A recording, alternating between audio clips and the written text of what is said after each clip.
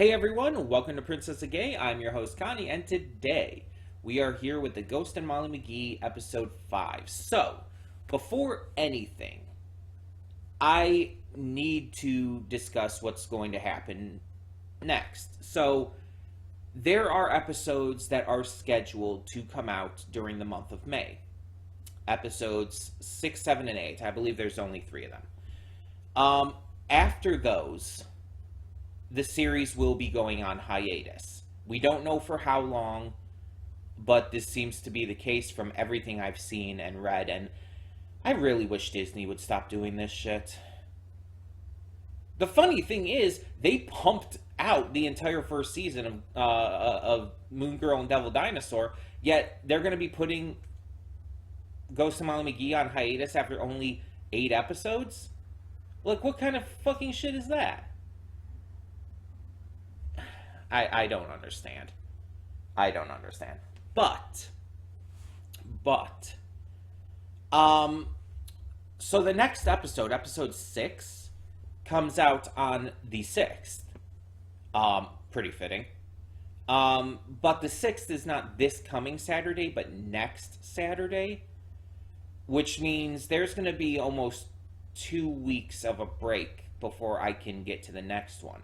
What I'm thinking of doing is getting to it on the 6th. Since we're done with Ruby reactions for the time being, I don't have to get to those right away on Saturday anymore. So I'm thinking, at least for the ones that come out in May, I can do the Ghost and Molly McGee episodes on Saturday, provided they are released in time for me to do so. I don't actually know what time they're going to be coming out. So if they're not, maybe Sunday mornings or Mondays. I don't know. Whatever it ends up taking. It might just end up still being Mondays. But the point is basically there's going to be a while before the next episode, comparatively. It's not just going to be like a single week. It's going to be quite a bit more than that. Close to 2. Or even maybe 2. I wanted to start off by just bringing that up to let you guys know what was going on with that. It sucks, but there's really nothing we can do about it. It's just how it is, and, Disney just doesn't like releasing their shows properly, so it's like, we have to deal with that shit. So we'll see how things go. But in the meantime, let's just talk about this. So last time we got a period piece, which, was a pretty big deal. I talked about it a lot back then, so I'm not going to cover it all again today, but just the fact that they did that in a show marketed towards children is awesome, because it's just something you don't see, because everybody has viewed it as this stupidly taboo topic, and Turning Red suddenly changed things by talking about it pretty notably. And I wonder if Ghost and Molly McGee, if the creators, Bill Motz, I believe, and the other creator whose name I cannot remember, I wonder if they were maybe inspired by that. If Turning Red maybe inspired them to write an episode based around this, or if they already had that idea, maybe they did. But I think that's just really cool, because it's gonna be able to help so many. It's not inappropriate or anything that stupid idiots out there will try to say. It's honestly extremely appropriate, and I feel more animated series should talk about it, because the kids who are watching this are going to, a lot of them are going to be around that age where they start getting periods. It's gonna happen. Because uterine individuals tend to mature a little faster and will tend to reach puberty a little faster. And unless they're on blockers, like, they're probably going to face that. And they're going to need to understand it from their parents and from other sources too. It shouldn't be treated as this just stupidly taboo subject. That actually hurts the problem. That makes no sense. That was a terrible way of wording that. It just exacerbates the problem rather than helps it. It's going to lead to people like freaking out when they have their first period because they have no idea what's going on when they should. So I really like how this series handled it last episode. We also got Andrea, and she was just amazing. It's like there's a reason I changed my channel banner to feature her and Libby from last episode. It's like instead of just having Libby on the channel banner, I now have both of them because Libby's still, I think, my number one favorite character, but Andrea is just, she's really damn close for me. I really do love Andrea that much. And especially with last episode, like, we've seen how far she's come as a character. She's a genuinely good friend. And she was legitimately being there for Libby and just being a good friend. Remember where these two were compared to each other at the start of the series. Andrea, the most popular girl in school, was kind of a mean girl. And Libby was a social pariah because of what Andrea said. Because of Andrea telling the rest of the students to treat her like such. And now they're good friends who are helping each other through things. The amount of growth and change there is amazing. And it feels natural. It doesn't feel like it came out of nowhere because we've seen Andrea's development. We've seen it happen in front of our eyes. They just didn't take like this long period of time to do it, like some shows will do. And not that that's necessarily a bad thing. Like Zuko's redemption arc in Avatar is amazing. But sometimes it's also good to just show it kind of happen. Because again, as I've stated in the past, Andrea was never technically a bad guy. She was never that bad. She was just a young girl influenced by her snooty-ass parents. She just needed positive influences in her life. She needed to be enhappified, you could say. And when Molly stuck up for her and helped her, that meant a lot to her. You could hear it in her voice when she thanked Molly. That turned everything around. And even before that, she was on better terms with Molly than in the first episode. But that really changed things, and she started to become a better person, a much better person. She fucking helped the McGees keep their home. Like, come on, she kind of led that charge. It's a big deal. Sorry if you hear that outside. I don't know what's going on out there. But yeah, I think it's pretty clear why I love Andrea so much.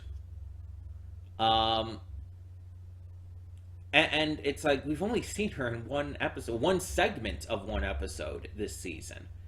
So I just hope we get more of her as this goes along. I don't know anything about what this episode is or any of the 3 episodes that are coming in May, even though, like, I guess their synopsises have already been revealed. I don't look at those ahead of time. I know some people do. I do not. I don't want to be spoiled. So, nonetheless, I'm very excited. I'm very excited to see where this continues to go, because this series is just it just keeps getting better. It's just so damn good.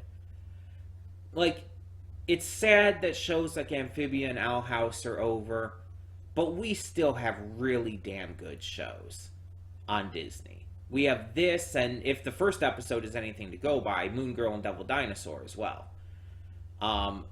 We will always have these kinds of good shows because they're getting more consistently available.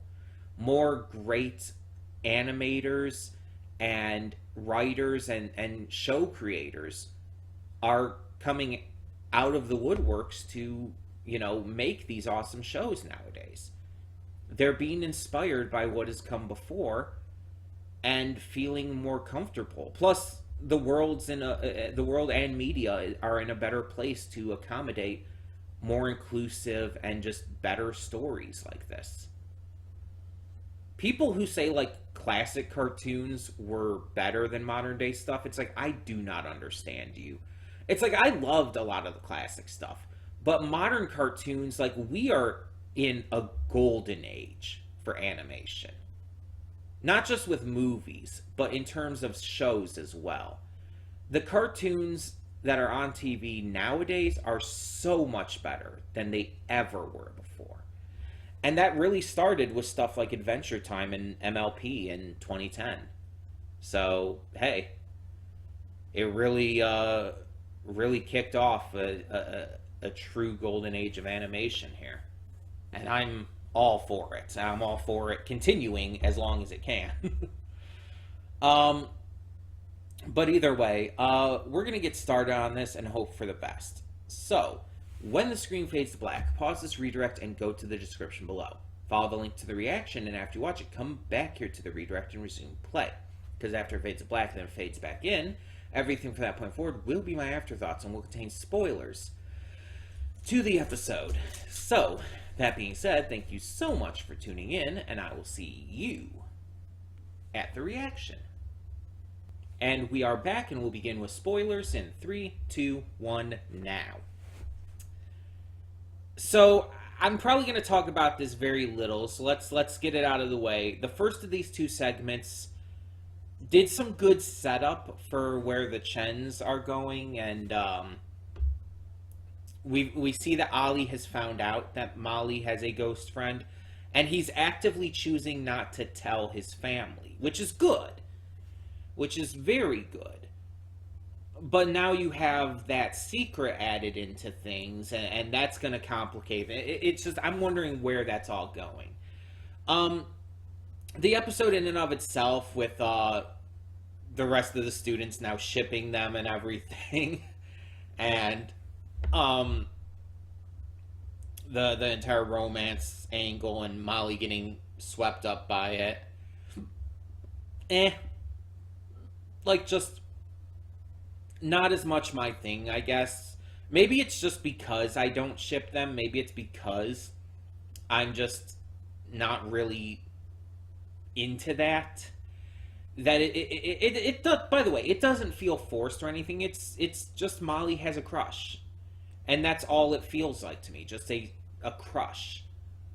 Like, it doesn't feel like it's actually going anywhere. Like, there's actually anything to it outside of that. I think they could be great friends, and I have nothing wrong with Ollie or the Chens at all. I actually really like them. It's just, I don't see Molly and him being together. I just don't see it. And it's, again, it's not just because I ship her with Libby. It's not just because, I'm looking for the gay ships all the time. And, I don't want the straight ships. No, it's not that at all. It's just, I just don't see them being together. I do believe that couples should have a lot in common, but being basically the same person in a lot of ways, there's a point where it becomes like you're too similar, to a point where I feel like that would cause some issues in a relationship.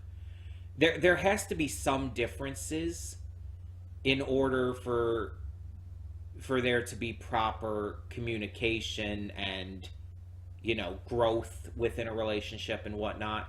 If you're too similar, it's weird as well. Just maybe it's a personal thing for me, but it's like I'm just I don't think that's how it should be, just for me at least. Again, if you're okay with that in your relationships, that's perfectly fine. It's all subjective, obviously.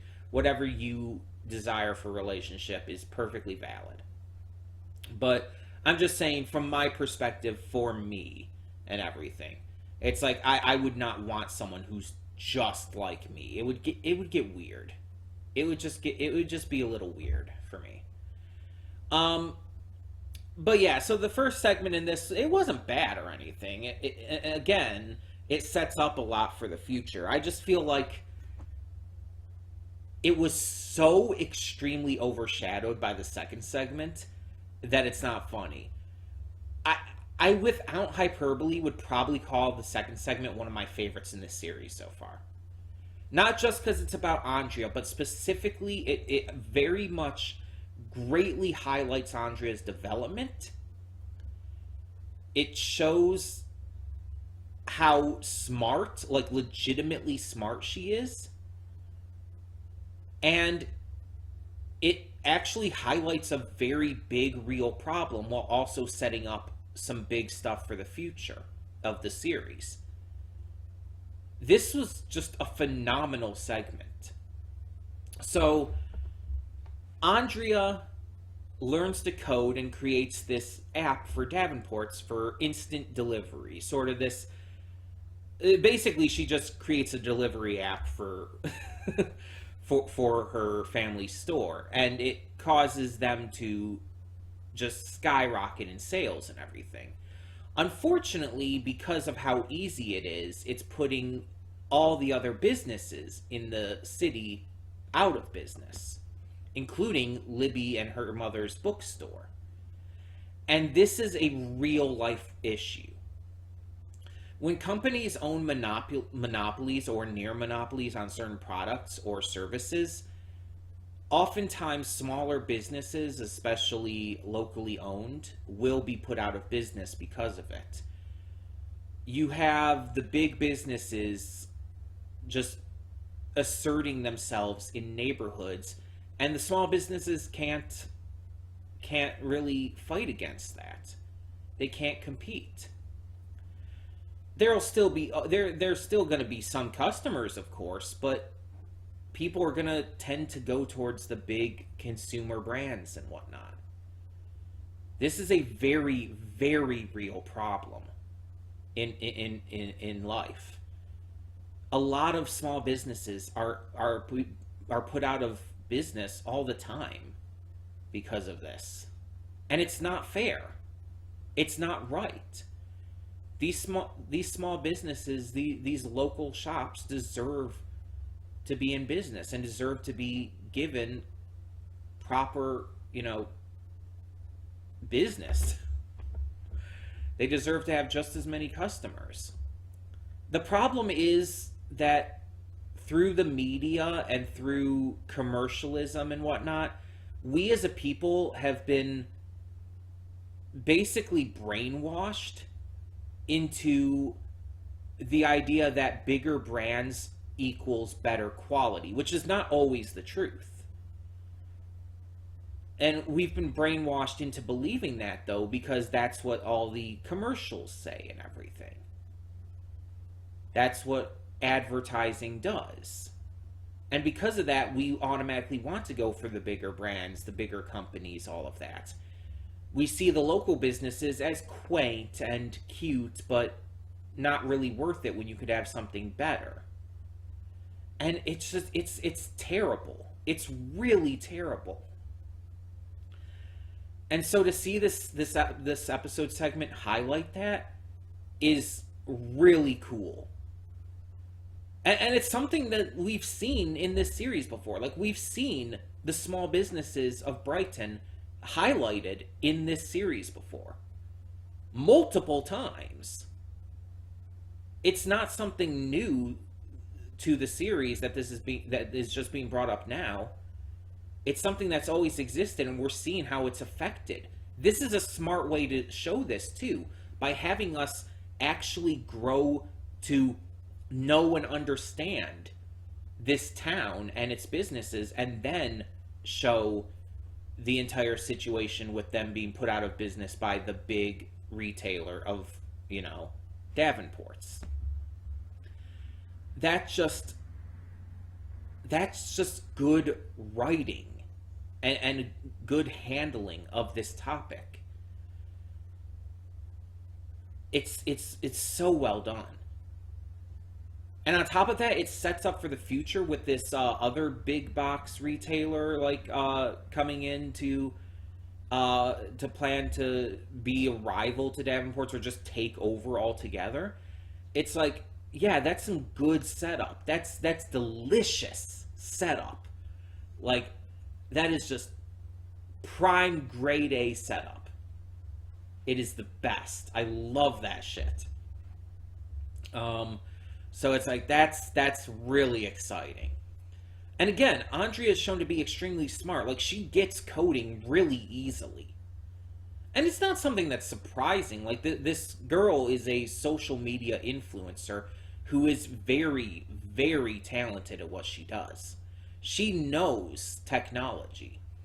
That's not saying that all influencers would automatically know how to code. Very much not. But it's not surprising. Andrea has never come across as dumb. She's actually always come across as extremely smart. It's just that she hasn't applied that to the kind of things you would necessarily expect someone really smart to apply things towards. But that's fine. You can apply your intelligence to whatever the fuck you want.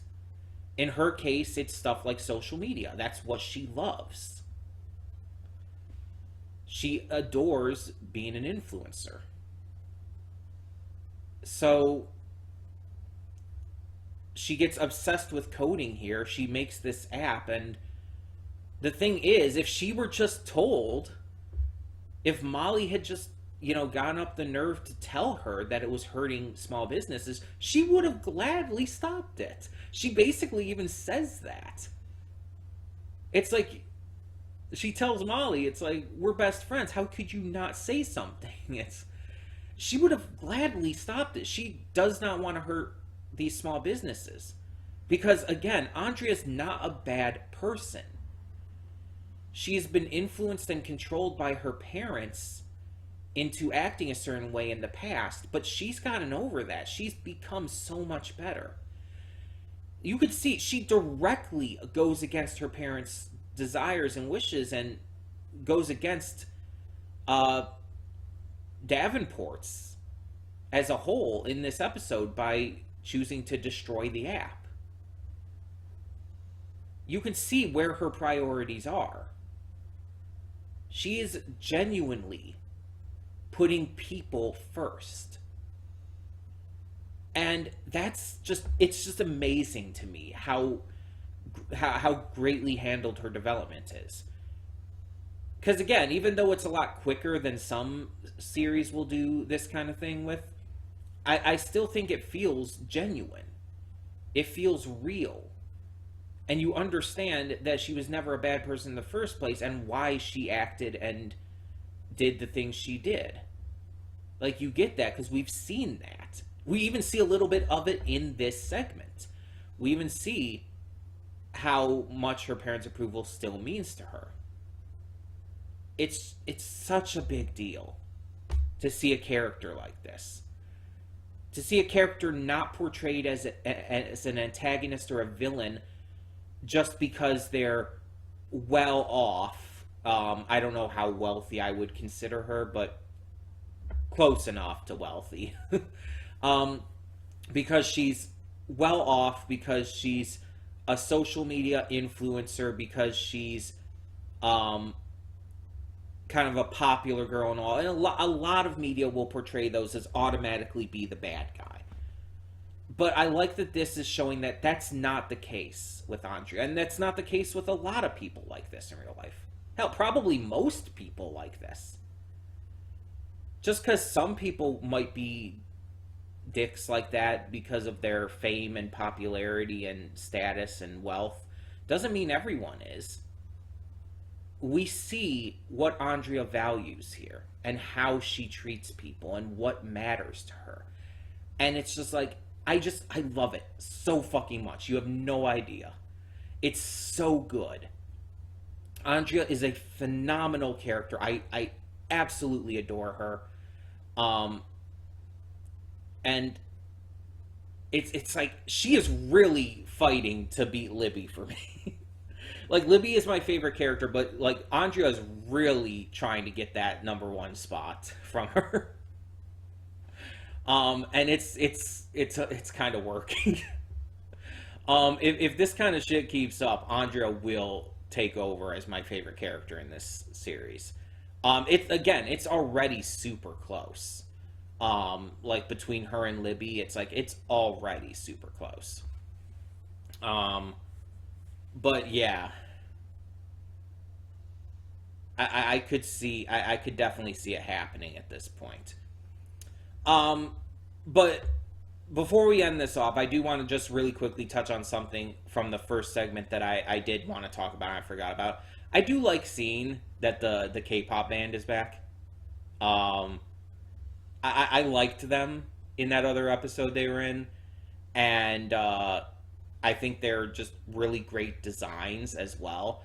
And they're also really nice. It's like the stuff they're demanding from Daryl isn't out of like any necessarily mean-spirited reasons or anything, and they're not just trying to take advantage of him. They're just like, oh, this nice kid is helping us out at every turn. It's like, and they're asking, it's like, could you get this? And they're not being demanding or rude or anything. He's just pushing himself too far. That was on Daryl. Like, if he told them he couldn't, they probably wouldn't have minded. That seems to be a theme there between that and Andrea in the second segment. It's like, you just gotta tell people. You gotta talk to them.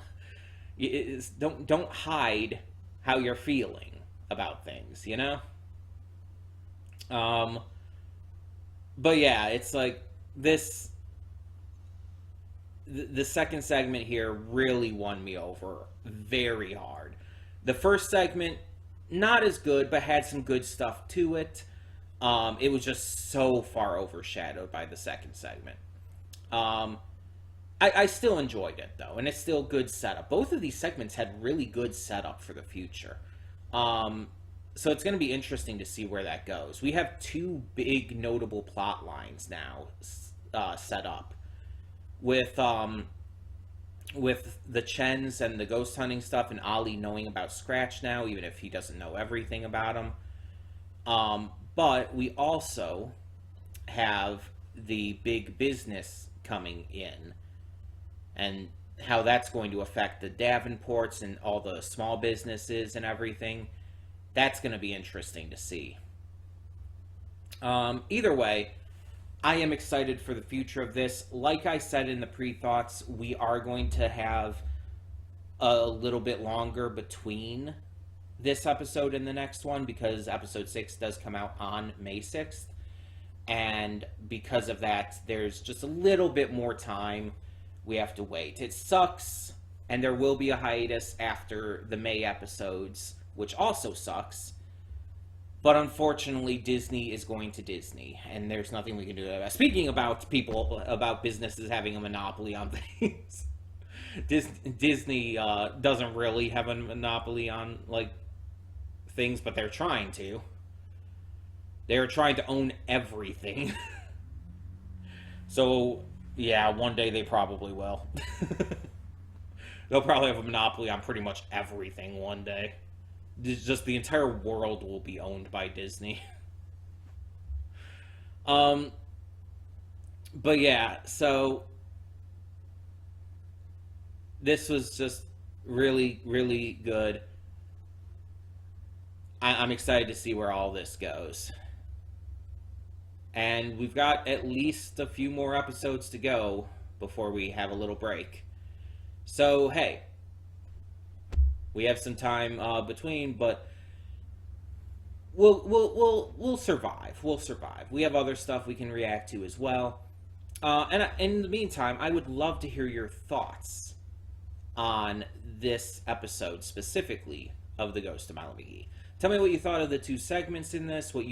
Tell me what you think of Andrea. Just please tell me that you love her as much as I do. That you think she's just as amazing of a character as I think she is. And if you don't, please say so as well. I'm perfectly fine with dissenting opinions, believe it or not. Not every reactor can handle that as well, and that's perfectly fine. That's perfectly reasonable. But I very much welcome that, as long as you're just not rude about it, you know? As long as you're not rude, I can deal with anyone having different opinions than myself. Either way, let me know down in the comments below. And for now, I'm Connie, and I'm signing off. See y'all next time.